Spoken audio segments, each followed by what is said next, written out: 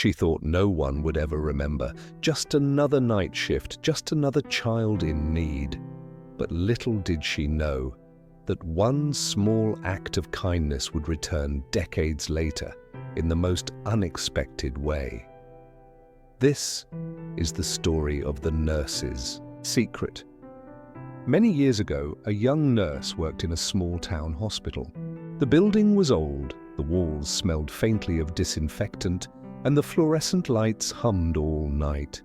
Her shifts were long, the pay was little, and the nights often felt endless. Yet she carried a gentle smile because she believed, deep down, that kindness was her calling. One evening, a poor boy was brought in, thin, pale, and hungry. His parents could not afford treatment. The nurse saw the desperation in his eyes, and something in her heart moved. She knew she couldn't fix the world, but maybe, just maybe, she could change his world for one night. Against all rules, she reached into her own bag and pulled out bread she had saved for dinner. She gave it to the boy, whispering, "Eat, child, you'll need your strength." He hesitated, his small hands trembling, before clutching the bread as though it were gold. She stayed beside him, watching him eat slowly, as though every bite was a treasure. That night, she did not just heal a body, she healed a soul. The boy never forgot the warmth in her eyes, even though life would soon take them in very different directions. And she, exhausted but fulfilled, whispered to herself, "This is why I became a nurse." Years passed. The nurse grew older. Life was not easy. Sleepless nights, aching joints, and sacrifices no one ever saw. Her youth slipped. Away in hospital corridors, her friends moved on, but she remained faithful to her patients. Yet, when sickness came for her, she had no one left to turn to. Her children had grown distant, her colleagues were busy, and her body grew frail. Alone, fragile, she found herself lying in a hospital bed, not as the healer anymore, but as the patient. The world felt cold, machines beeped beside her, and she whispered to herself, "Will anyone remember me? Or will I fade away, just another forgotten nurse?" The day of her surgery arrived.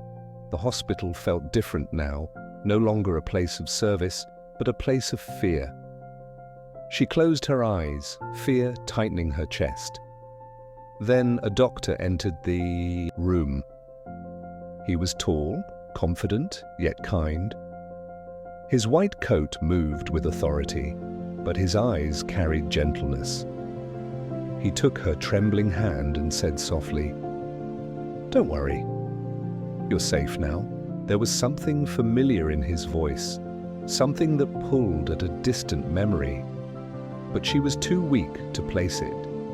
She let the sound of his words calm her, even as she drifted into anesthesia. Hours later, she awoke.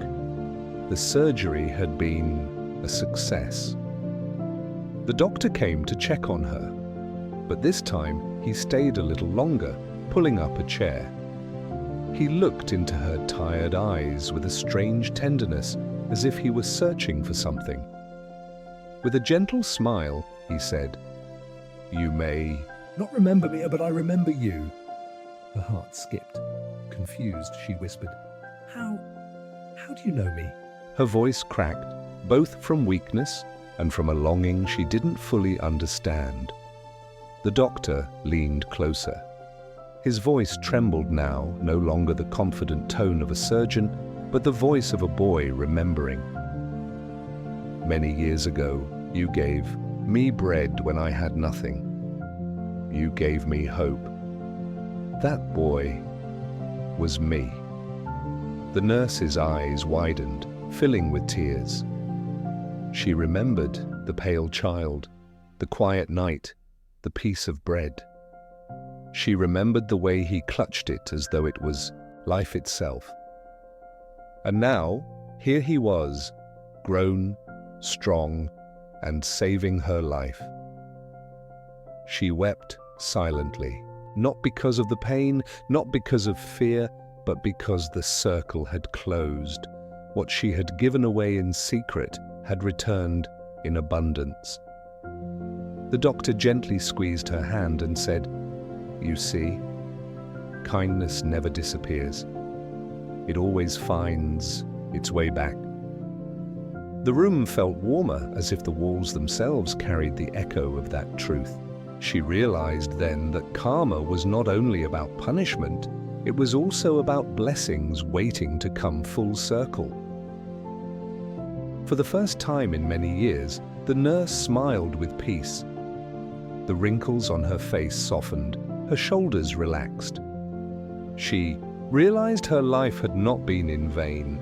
Every small act, every sacrifice, every sleepless night was never wasted. The boy she once saved had become the man who saved her. And in that realization, she found rest.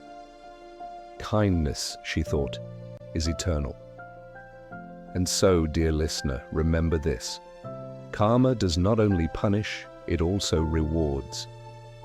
Even the smallest act of compassion can echo through decades and return when we need it most. Life has a way of circling back, of reminding us that nothing we give with love is ever lost.